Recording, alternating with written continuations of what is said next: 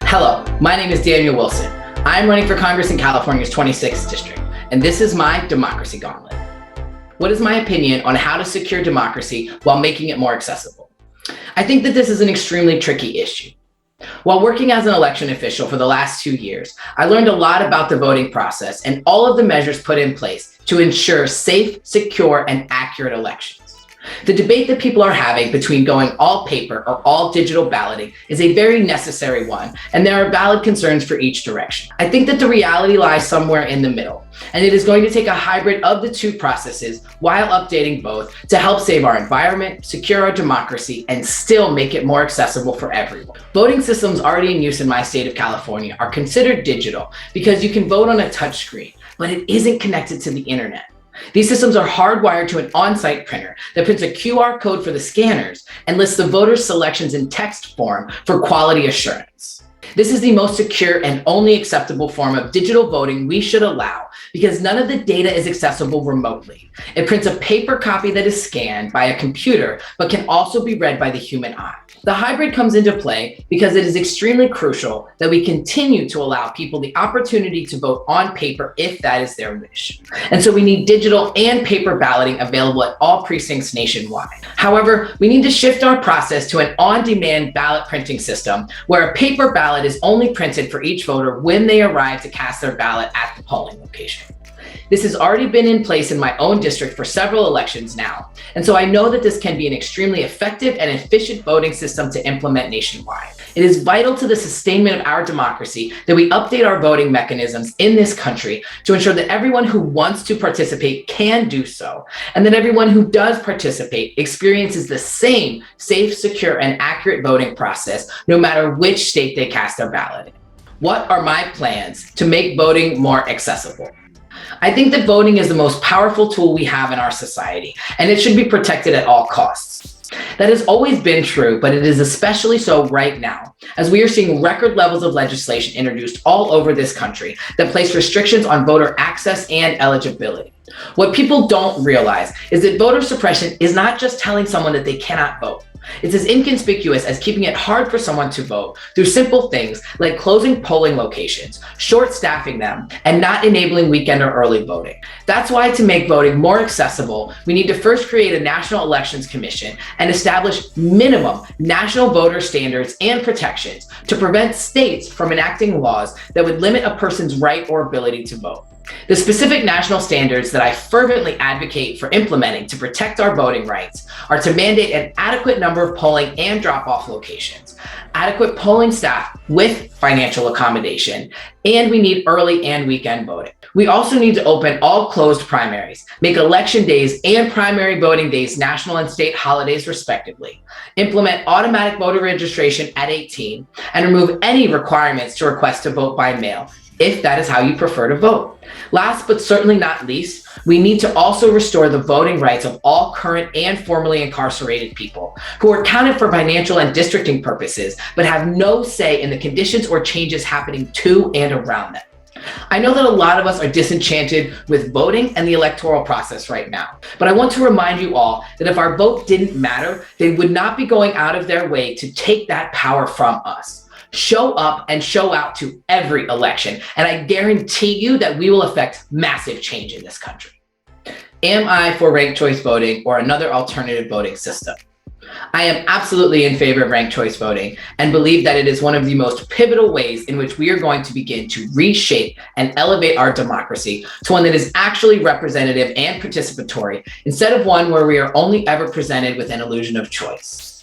I understand why the majority of Americans do not cast a ballot, some never once in their life, and that is because our political system is set up to favor candidates and politicians that have the most money, that perpetuate the status quo, and that prioritize lobbyists over their constituents. The only way we are going to break the stranglehold that this corporate two-party system has on our democracy is by opening all primaries and introducing ranked choice voting to all partisan elections. This will ensure that no voter is locked out of any election, that the choices aren't predetermined by corporatized parties, and that no vote cast is ever wasted. RCV guarantees that votes aren't wasted because voters get to rank as many or as few candidates as they support, ensuring that your voice is carried out to the fullest extent possible. RCV will also force crony establishment politicians to spend less time with big donors and more time with their voters. RCV also wrests the power from the parties and finally gives it to the people by redistributing the power dynamic evenly amongst all candidates, no matter the political affiliation. If we combine this process with open elections, we just might have ourselves a democracy. What would I do to solidify these rights and help protect journalists and whistleblowers? As a sailor in the United States Navy, I sacrificed my rights and freedoms when I took an oath to protect and defend the rights of the American people.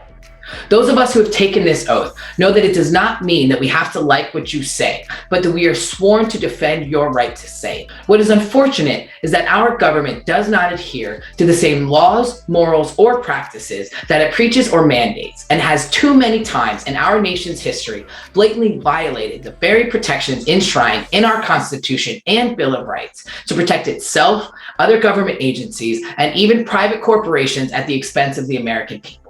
Clearly, having these things printed in our Constitution has done nothing to protect the journalists or whistleblowers in the most recent cases against Snowden, Assange, Winner, or Manning. And so we need to figure out a way to more clearly and concisely codify these protections into law. To bolster these protections and solidify the rights of journalists, whistleblowers, and all American residents, I propose that we need to remove deadlines from whistleblower protection laws, add clarification that employees are acting under their First Amendment rights when speaking against their employer, whether it's at great personal and financial risk to themselves or not. We also need to repeal the state secret privilege rule that allows the federal government to prevent the disclosure of government information in legal proceedings that would incriminate them.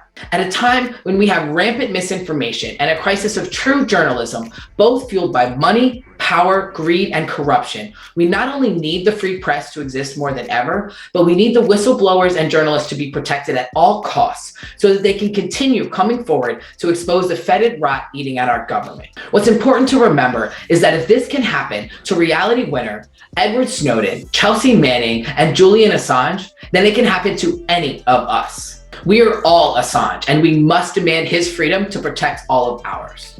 What is my plan for election reform? Before any meaningful election reform is possible, we must change who we are sending to Congress, because no one that is a part of and profiting from a system as lucrative as the American political machine is going to draft any legislation that's going to cut into their current or future payday.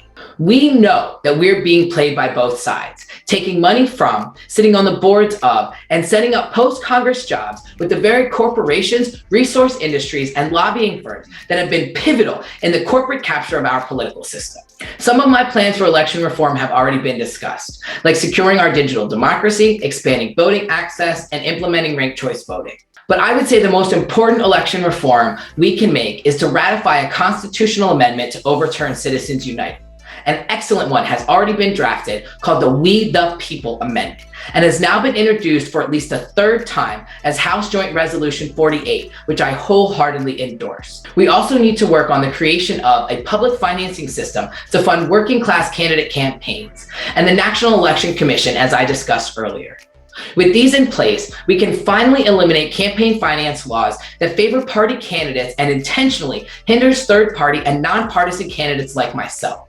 We can open all primaries and remove any partisan restrictions to ballot access, mandate complete financial transparency, and implement independent districting commissions for each state to finally end gerrymandering. I truly believe that these steps alone would go a long way to transforming our democracy by digging the corporate claws out of our politics, restructuring the political power dynamic, and paving the way for a much more representative democracy. Oh, and my big plan for election reform? I'll be talking about that next. What is my opinion of the Electoral College, and would I abolish it? The Electoral College intentionally subverts the will of the people by design because the framers did not want nor trust anyone but rich land-owning white men to vote at the time that it was written. Acknowledging this is extremely important and lays bare the many contradictions written into our Constitution that declare inalienable rights for one group of people with the same breath that it denies them to another. This is what we mean when we talk about structural racism and oppression, because when it is baked into the very foundation of a country, everything that grows from and builds on that foundation perpetuates and exacerbates the inequities already present, and the Electoral College is a perfect example of that. People who don't want these systems changed like to pretend that our Constitution is chiseled in stone. Fortunately, our forefathers had the insight to know that our nation was going to grow and evolve, and that our Constitution would need to be amended to reflect the future needs of our society. Since its drafting, we have amended it to protect our freedom of speech, to protect our freedom to bear arms, and to guarantee us judicial protections under the law. But we have also amended it to recognize the rights of enslaved Africans to be free Americans, to enfranchise the male Black population with their vote, and then again to extend that enfranchisement so that all American women could vote. The problem is that we have not also amended the process that intentionally subverts the will of the voting public. Any system or mechanism that invalidates or overrides the will of those people is inherently and constitutionally undemocratic, has no place in our system, and must be abolished. The demand and desire to abolish the Electoral College is not a new one, has been tried over 700 times in the last 200 years, and the public condemnation of this system has only grown louder and more fervent over that time. Unfortunately, what is currently happening is that people are misdirecting their anger at voting itself instead of the system within our voting process that is the actual culprit. It is the winner-take-all rules of 48 of our 50 states that invalidates red votes in blue states, blue votes in red states, and third-party and nonpartisan votes in all states. This is why most Americans are fed up with our corporate-captured two-party system that plays voters against each other in a rigged game of picking the lesser of two evils, in which it is always the people and the voters that lose. We must abolish the Electoral College so that we can finally give every vote the power we've been told it already had.